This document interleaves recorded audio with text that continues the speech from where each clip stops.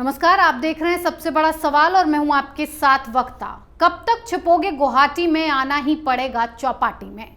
शिवसैनिक सड़कों पर हैं, बस इशारे का इंतजार है। आए दिन खुले मंचों से ऐसे बयान देते हैं, ऊपर से कहते हैं तेरा घमंड तो 4 दिन का है पगले, हमारी बादशाही तो खानदानी है। ये है हमारे माननीय सांसद, देश की संसद के उच्च सदन राज्यसभा में बैठे संजय राउत। अपनी शब्दावली को चुन चुन कर लाते हैं, लेकिन ईडी जब चुन चुन कर सवाल करती है तो जवाब देना काफी मुश्किल होता है। राहुल गांधी से ही सीख ले लेते खैर, अब ईडी ने बुलाया है तो खैर मनाना मुश्किल है। एक इशारे का इंतजार है और ईडी घर से उठा लेगी। क्या है पूरा मामला, इसी पर बातचीत के लिए हमारे साथ मौजूद हैं कैपिटल टीवी के editor in chief doctor Manish Kumar ji. Doctor साहब, आपका बहुत बहुत स्वागत है। धन्यवाद। डॉक्टर साहब, एक से बढ़कर एक डायलॉग देने वाले संजय राउत का अब आगे क्या होगा? कितनी परफेक्ट टाइमिंग रखी है ईडी ने?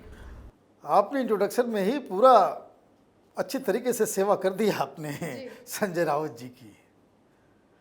एक बचपन में कहानी सुनाई जाती थी, भेड़िया आया भेड़िया आया भेड़िया आया, है ना, और लोग डर जाते थे मालूम कि फेक। संजय राउत यही कर रहे थे। संजय राउत यही कह रहे थे कि जो गुवाहाटी में है, ईडी के डर से, ईडी के समन से वो सब लोग डर के मारे चले गए, मैं तो बहादुर हूं। तो केंद्र सरकार ने कहा कि ठीक है, जब इतना भेड़िया आया कह ही रहे हो तो भेड़िया को भेज ही देते हैं जी।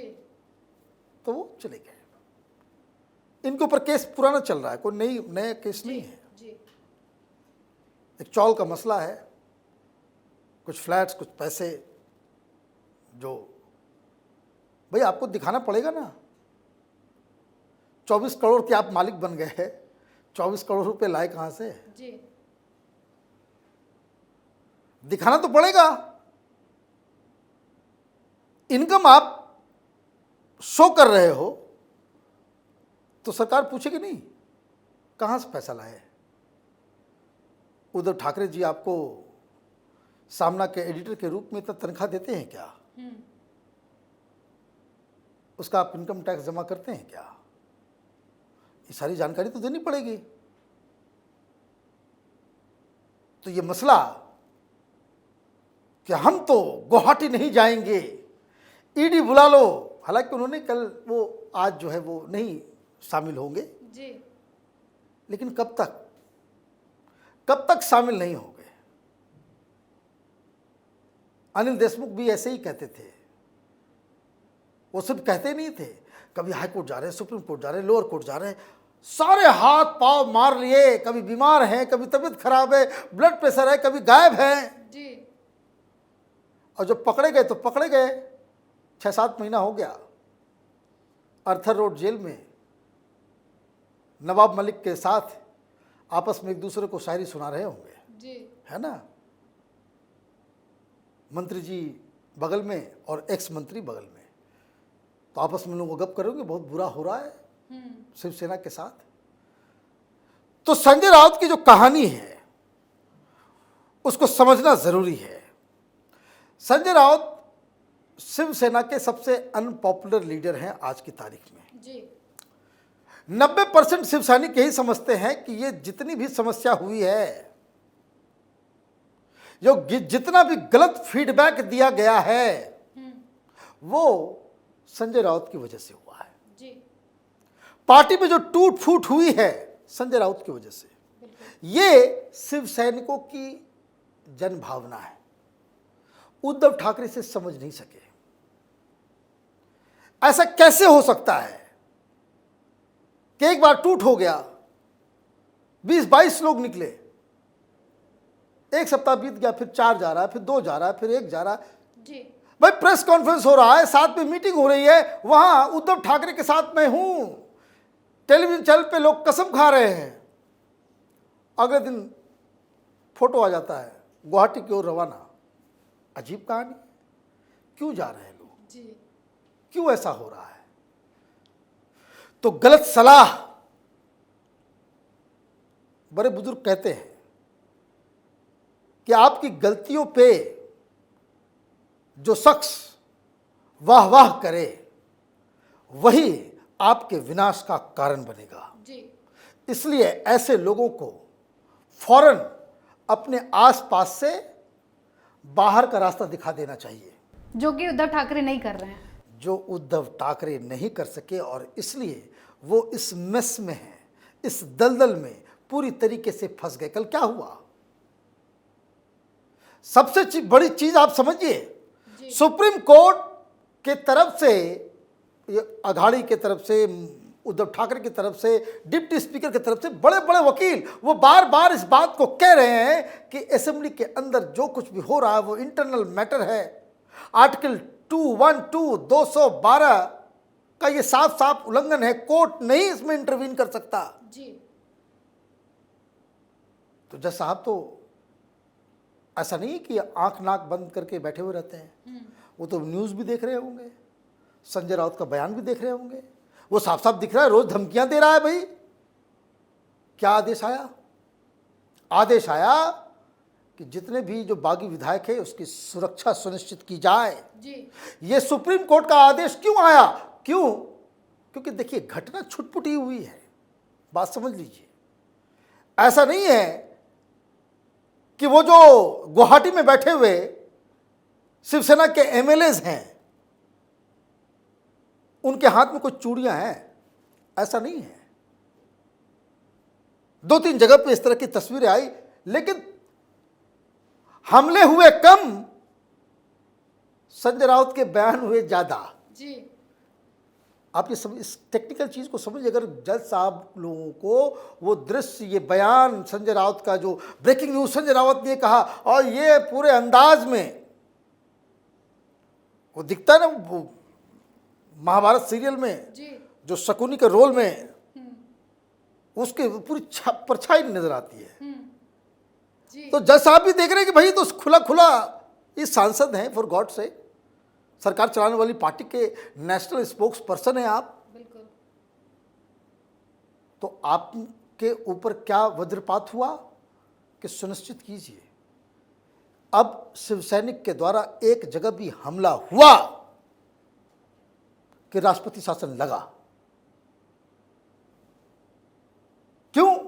यह सीधे सीधे सुप्रीम कोर्ट के आदेशों की अवहेलना हो जाएगी। जी।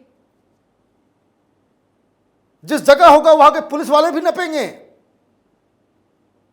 जो करेगा सीसीटीवी फुटेज में आएगा वो तो नपेगा ही, आर्टिकल 356 लग जाएगा, सरकार भी जाएगी। फिर कौन बचाएगा? फिर कौन बचाएगा? जी। और ये क्यों हो रहा है? भाई रैली होती है, ये होता है, मकान 1-2 जगह डंडे चल जाते हैं, कुछ हो जाता है, वो नॉर्मल लेवल पे। अब क्या इमेजरी चला गया? ये सिर्फ, मैं इसलिए कह रहा हूं, ये सिर्फ संजय राउत के बयानों की वजह से हो रहा है जी। कि 1 लाख शिव सैनिक इशारे पे का इंतजार कर रहे हैं। जी। आग लग जाएगा, लगाइए आग, लगाइए आग। और सिंध ने बहुत ही स्मार्टली एक एप्लीकेशन मूव कर दिया, सुप्रीम कोर्ट से आ गया कि भाई अब जी। सुरक्षा दो। तो पहले तो शिव सैनिक आपस में लड़ रहे हैं, और शिव सैनिक अब हंगामा करेंगे तो पुलिस वाले से भी मार खाएंगे। जी। तो उद्धव ठाकरे की पुलिस उद्धव ठाकरे के कार्यकर्ता की पिटाई करेगी, उसको बंद करेगी, उसके खिलाफ एक्शन लेगी। किस जुर्म में? उद्धव ठाकरे के ही कार्यकर्ता उसके ही एमएलए के घर पे हमला करने में। क्यों हो रहा है ये सब?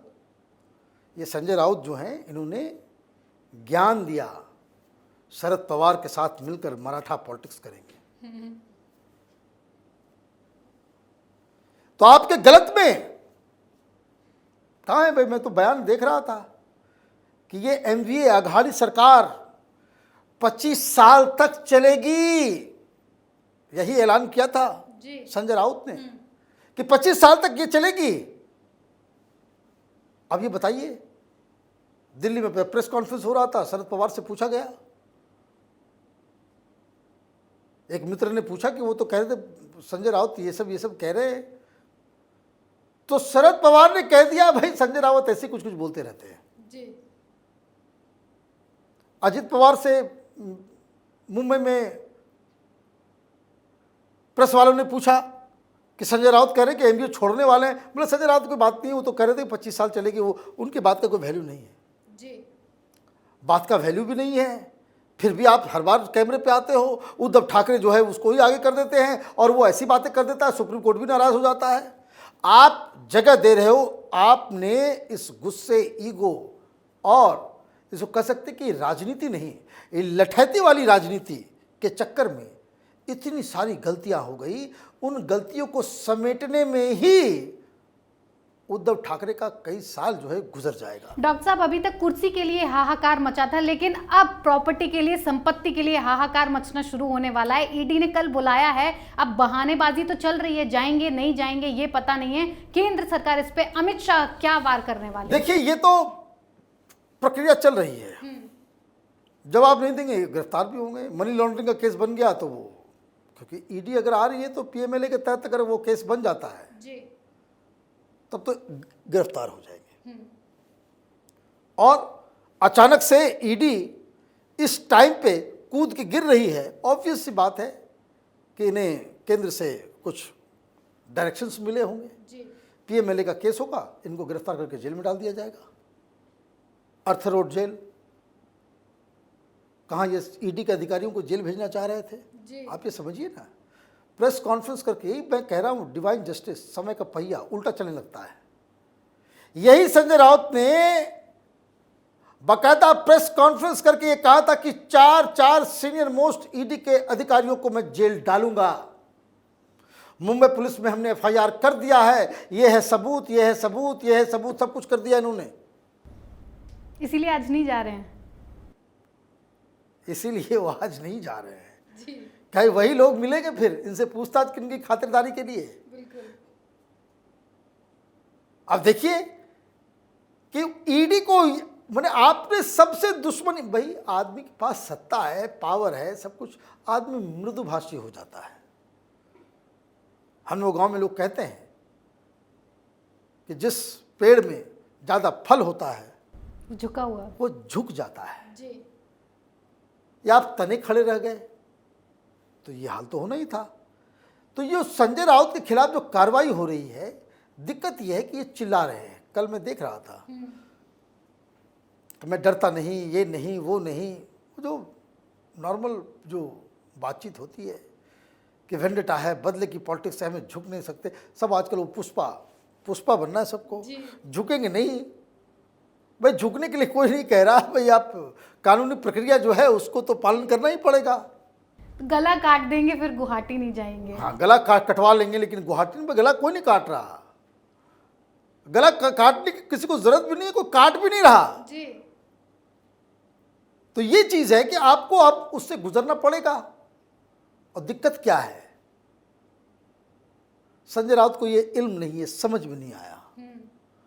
इतना सब कुछ एपिसोड हुआ है, शिवसेना में एकमात्र विलेन बनकर के कोई उभरा है संजय राउत।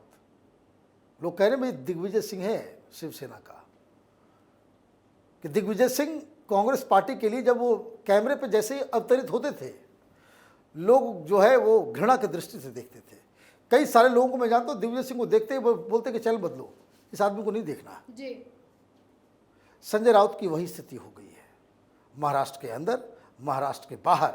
और उनके लिए सबसे बुरी खबर यही है कि 90% से ज़्यादा शिवसैनिक जो उद्धव ठाकरे के साथ हैं अभी, वो भी यही समझते हैं कि ये 3-4 लोग जो उद्धव ठाकरे को मिस इन्फॉर्मेशन फीड करते हैं, गलत बातें उद्धव ठाकरे को बताते हैं, गलत फैसले उनसे दिलवाते हैं, इस वजह से ये जगह पे पहुंचे। वैसे उद्धव ठाकरे के बारे में ये बहुत मृदुभाषी व्यक्ति हैं वो जी। और वो इतना टेंट्रम, वो जो जिस तरह की भाषा का इस्तेमाल संजय राउत करते हैं, वो बिल्कुल उसके बिल्कुल ही अलग हैं। बहुत सौम्य उनका पूरा पर्सनालिटी है, लेकिन क्या किया जाए, इस तरह के आप, वही मैंने कहा कि आपकी गलतियों के ऊपर वाह वाह करने वाले लोग ही आपके विनाश का कारण बनते हैं जी। वही उद्धव ठाकरे के साथ हुआ है। अब ईडी ने इनको तलब किया है, आज नहीं जाएंगे, कल जाना पड़ेगा, परसों जाना पड़ेगा, लेकिन अब जाना पड़ेगा।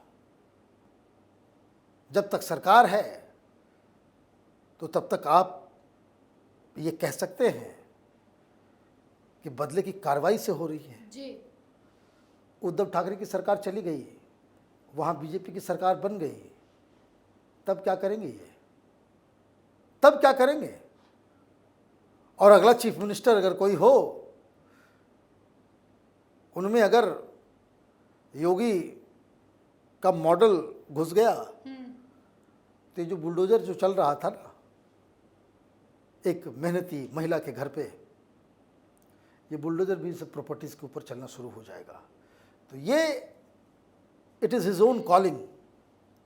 संजय राउत वो अपनी ही गलतियों की वजह से आज इस तरह के कुचक्र में फंसे हुए। जी डॉक्टर साहब, बहुत बहुत धन्यवाद इतनी जानकारी के लिए। धन्यवाद। संजय राउत को बाला साहेब ठाकरे बेहद पसंद करते थे, इसीलिए 2004 में संजय राउत राज्यसभा में एंट्री ले पाए थे। लेकिन क्या पता था कि राज्यसभा में पहुंचने के बाद भी संजय राउत की औकात तो वही गुंडे मवालियों वाली रहेगी, भाषा की मर्यादा को तार तार करने वाली रहेगी। बाला साहेब ठाकरे अगर होते तो वो आज संजय राउत की हरकतों को देखकर कब का शिवसेना से बाहर कर चुके होते। लेकिन ये शिवसेना वो शिवसेना नहीं है जो हिंदुत्व को मानती हो, ये तो वो शिवसेना है जो सत्ता के लिए हिंदुत्व का सौदा करती है। फिलहाल राउत के साथ जो कुछ भी हो रहा है वो ऊपर वाले की लाठी पढ़ पढ़ कर हो रहा है। फिलहाल तो राउत साहब ईडी के पास जाने से बच रहे हैं कि कहीं ईडी उनके दोस्तों के साथ उन्हें शिफ्ट ना कर दे। फिर किसी बड़े और मुद्दे के साथ हाजिर होंगे, बने रहिए कैपिटल टीवी के साथ। नमस्कार।